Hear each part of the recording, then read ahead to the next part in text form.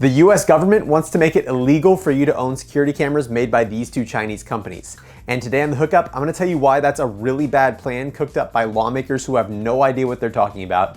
And along the way, I want to clear up some common myths and misconceptions about the 2018 National Defense Authorization Act and the 2021 Secure Equipment Act. So here's the backstory. In March of 2017, major security flaws were found in both Hikvision and Dahua security camera firmware. Those security flaws allowed hackers to gain full access to the camera without knowing any login or password information. The term for this type of exploit is called a backdoor, which are accidental software vulnerabilities that allow for an attacker to gain high-level access to a system by bypassing normal authentication. However, when the media and US lawmakers heard about these secret backdoors in Chinese cameras, they lost their minds and assumed not only that the backdoors were put there on purpose, but also that the Chinese government could use those backdoors to spy on security camera users, which at the time included government agencies and the military. And that's where the first two misconceptions come in.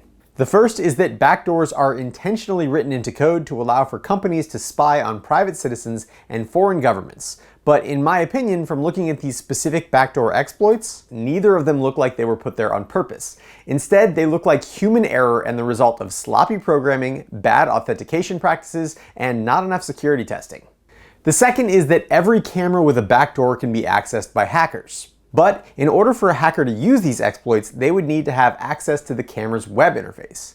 And that would mean that the hacker was either on the same local network as the camera, or that the camera itself was being directly exposed to the internet, both of which would represent extremely bad cybersecurity and networking practices, and they would honestly be significantly less forgivable than the sloppy program in the Dahua and Hikvision firmwares. Anyways, based on the news of these backdoor exploits, a congresswoman from Missouri was concerned because a military base from her district used Hikvision cameras. And in her mind, that meant that the Chinese government, which has a large stake in both Dahua and Hikvision, was using those cameras to spy on the US military.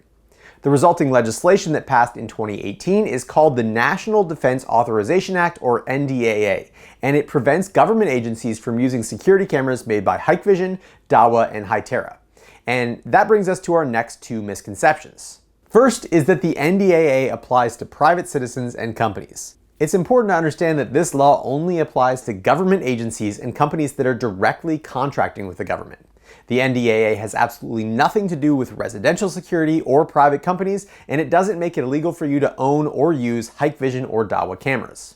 The second is that the NDAA only affects Dahua and Hikvision brand cameras. But the truth is that banning cameras made by Dahua and Hikvision is a much bigger deal than you think, because in addition to selling cameras under their own name, both Dahua and Hikvision are camera OEMs, meaning they produce cameras for other companies, which in turn means that those cameras are also banned under the NDAA. In the case of Hikvision, they fully own the sub-brand EasyViz and OEM for a few dozen other companies, while Dahua fully owns Lorex and again OEM for countless other brands.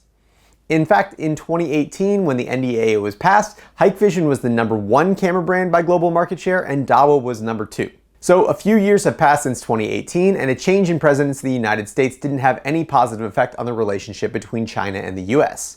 And in early 2021, President Joe Biden declared that Hikvision and Dahua were a threat to national security. Then, in November 2021, he signed a bill into law called the Secure Equipment Act of 2021, which prevents the FCC from granting approval to any device manufactured by a company on the National Security Threat List. And that's where things stop making sense, because the bill specifically states that its purpose is to protect against national security threats to the communications supply chain. But security cameras are not part of the communications supply chain. And it's also strange that the Secure Equipment Act specifically applies to the FCC, when the FCC doesn't certify or approve wired security cameras, because they don't have RF radios and therefore don't fall under the FCC's jurisdiction. When Hikvision pointed out that fact, the FCC Commissioner Brandon Carr said the FCC should now be poised to close that loophole, which seems strange since the loophole is the fact that the wired devices don't fall under the FCC's jurisdiction. Also concerning is that in an interview, Commissioner Carr said that revoking previous FCC certifications for devices is something that they would consider if there was sufficient perceived threat to national security. And with that, I think it's time for our last two misconceptions. The first is that all Dahua and Hikvision cameras will need to be removed from US installations.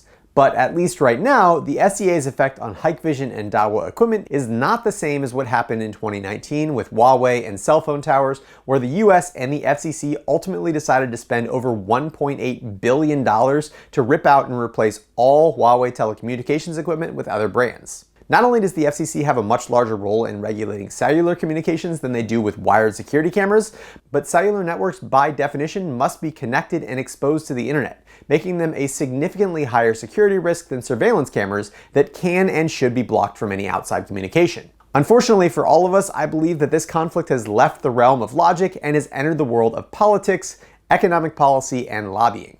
It would be really naive to think that legislation banning the two largest security camera suppliers in the world won't also result in significant growth for their competitors, and unfortunately probably kickbacks for lawmakers.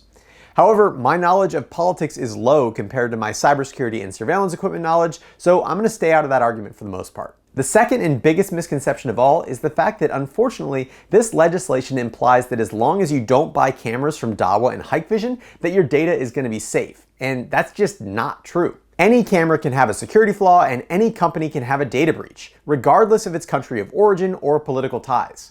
For example, a little over a year ago, the US-based company Ubiquiti had a massive breach caused by an employee who stole data and tried to extort them for millions of dollars. And just a few weeks ago, while I was recording my latest camera video, the Swedish camera brand Axis had their main servers compromised by a hacker to the point where they just pulled the plug on their main internet connection to cut off all outside access to their servers for multiple days in order to minimize damages and data exfiltration. The fact of the matter is it doesn't matter where your camera is made or what kind of silicon it uses. No IP camera should have access to the internet, period, and doing so opens you up to unnecessary risk. The easiest and most foolproof way to ensure that your cameras can't be accessed by a hacker is to plug each camera directly into a purpose-built NVR and then leave the internet connection unplugged.